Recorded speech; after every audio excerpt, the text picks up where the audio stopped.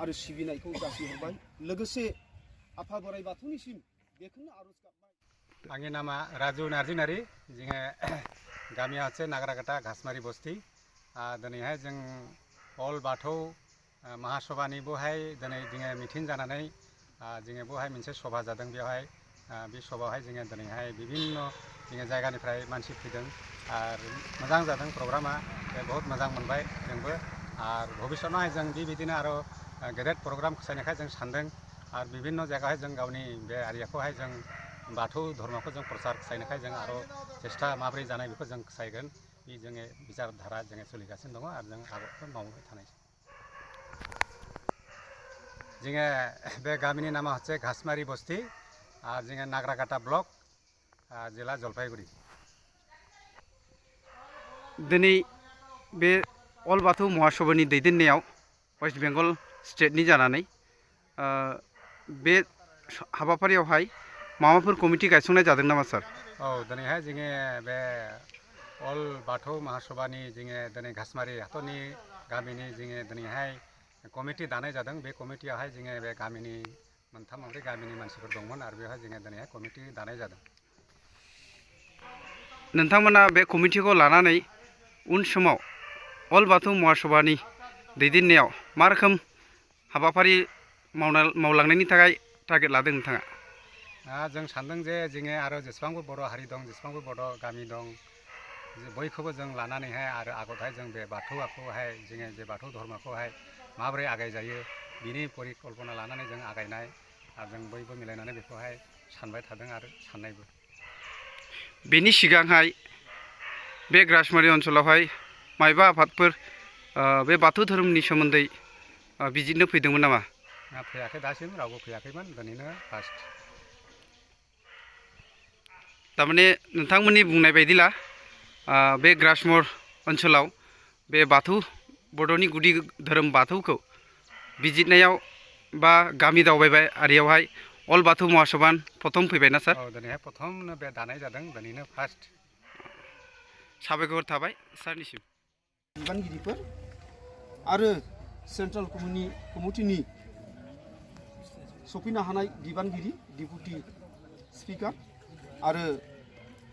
लाइमोन आफादनिफ्राय एबिएमनिफ्राय सफैनो हानाय बिबानगिरि आरो गुबुन गुबुन गामिनिफ्रायबो सफैनो हानाय बाथौ सिबियारि नोंथांमोन आरो बे नेहालजत गामिनि बाथौ सिबियारि नोंथांमोन आइ आफा बिदा फंबाय गासैखौबो आंनि गोसो गोरबोनिफ्राय नोंथांमोननिसिम आंनि अननाय खुलुमनाय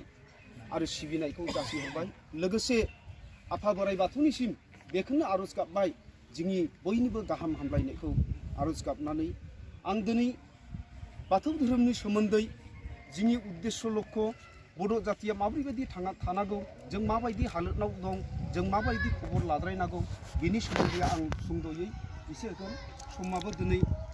खुब आंखाल तो दिनै जों बयबो मिथिगौ जों बाथौ सिबियारि नोंथांमोना बाथौ सिबियारि जोंबो बाथौ सिबियारि बै खरदाङानि बा आलिपुरनि दार्जिलिंनि जलपाइगुरिनि गासै बड'आनो जों बाथौ सिबियारि नाथाय जोङो गुबुन गुबुन जायगायावहाय एसे बायदि रोखोम महरफ्रा जाद्राबायदों जेरैबायदि नोंथांमोननि बे दार्जिलिं डिस्ट्रिक्टआव नोंथांमोननिया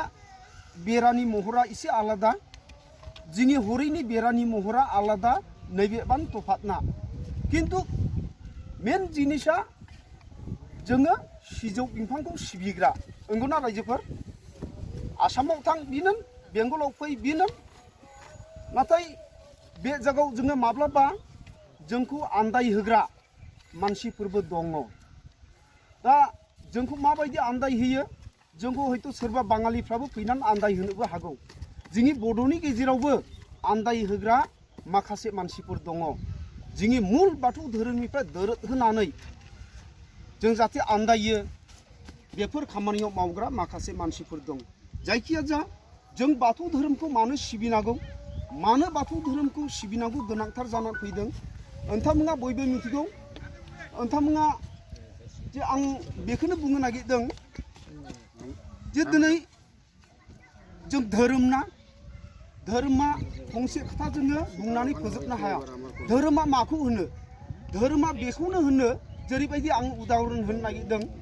नोंथाङा सासे बिमा आरो सासे बिमा बिफा नोंथांमोना फिसाखौ खौ खांदोंमोन नङानसाय बिराद खस्थ' खालामनानै फिसाखौ खाङो आरो मानो खाङो फिसानि सायाव नोंथांमोना मोनसे आसा दं दिनै लायो गांखं आथिं राननानै जाहाथे नोंसिनि बोराय बुरै बैसोआव बे फिसानि हेफाजाबजों नोंसोरो सुखुनि खबरसे ओंखामखौ मोनजायो बा फिसाजों आइ आफा होननानैहाय मान होजायो बेखौनो आसा खालामनानै आरो बिनिफ्राय अतिरिक्त निस्सय कुनु बिमा बिफा लुबैया नंगौना दा दिनै जोंनि बड'बा नङा गुबुन गुबुन जातिफोरनि गेजेरावबो नैबे धोरोम जिनिसखौहाय बावलांगासिनो दङ नैबे जोंनि जे मुल धोरोम जे गोबां मानसिफोर दङ ख' खांबाय बिमा बिफाया दुखु खस्थ'नि गेजेरजों फिसाखौ मानसि खालामबाय देरबाय लावबाय सय सम्पति अरजिनो रोंबाय उनाव मा खालामबाय बियो गावनि बिमा बिफा मुल्यबान बिमा बिफाखौ गारनानै मा खालामबाय बियो गुबुन बिमा बिफा हयथ' एमनबा जायो जे हयथ' गाबै थायबाय गावनि बिमा बिफाखौ ज्राब गारनानैहाय गावनि गाबै थानाय बिमा बिफाखौहाय बियो आलो आलो जाहोबाय लोंहोबाय थ' निस्सय बेफोरबायदि जेब्ला जायो निस्सय जोनोमगिरि बिमा बिफा ओरैबायदि दुखु मोनो जेराव बियो माने खबरसे ओंखाम नायै बिदनै बे जानानैबो सुख मोननाय ना बियो बे जाय भगबानानो जा जाय जेखियानो जा बे सुख मोना बियो आरो फिसाया दायनिगिरि आरो बे फिसा मालाबा खैफोदाव गोग्लैनानै बिमा बिफानाव जुदि फैनानैहाय जुदि बुंफोरा आफा आयै संगे संगे बे बिमा बिफानि बे जे फिसाजो दुखु होदों बे दुखुखौ बिमा बिफा एक सेकेन्डआवनो गारो फिसाखौ मालाबाबो बिमा बिफा दुखु मोना थिग तेमनि आं उदाहरनसो होदों बेखौ दिनै जोंनि बिमा बिफा आरो सोरबाव पुरा जोंनि उन्दै गथ' गथायनि थाखाय जों बिमा बिफा जोंनि बिमा बिफा सोर जोंनि आबै आबौनि बिमा बिफा सोर बिसिनि आप जेनारेसन माने सिगांनि बोराय बुरैफोर थिग बेबायदिनो थाङै थुङै जोंनि बड'नि गेजेराव जायहा गिबि जरासे फैयामोन ना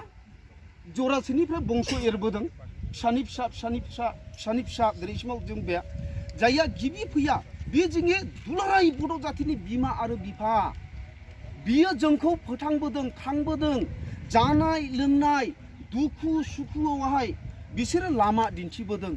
जोंनि लोमजानाय साजानाय खैफोदनाव शत्रुफोरनिफ्राय जोंखौ रैखा खालामबोदों बे बिमा बिफा जरासेया अब्ला दिनै जुदि जों बड' जातिया बै जोंनि जे अरिजिन जे जोंनि बड' जातिनि बिमा बिफा बिखौ अनसाया माथिन जों जुदि सा गुबुन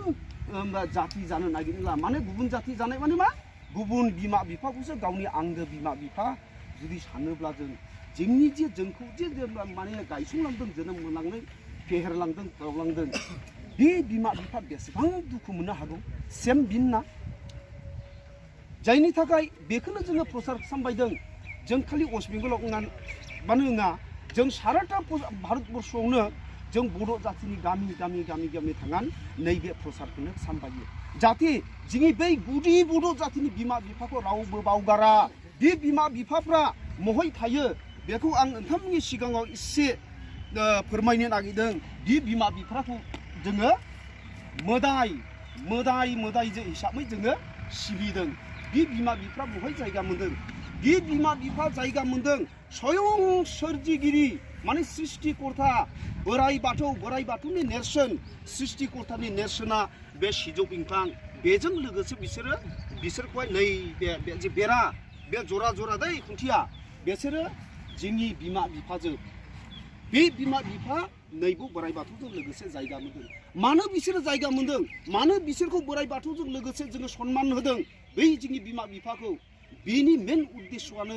बिथांमोननि दौलतजों जों समायना बे संसारावहाय आलो गोजोन रुजु रायजो मोनजादों दिनै बिथांमोना जुदि खस्थ' खालामामोनब्ला बिथांमोना जुदि लामा दिन्थियामोनब्ला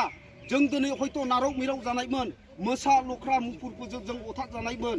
गोदो गोदाय जेब्ला मानसि जातिया हाग्रा बंग्रायावनो रायजो जायोमोन न' बां लुरोङामोन गामि गायसन रोङाखैमोन बै समाव मानसिया नोंथांमोना सोरबा जुदि बेहा लेखा फरायदोंना प्रत्येके लेखा फरायखायो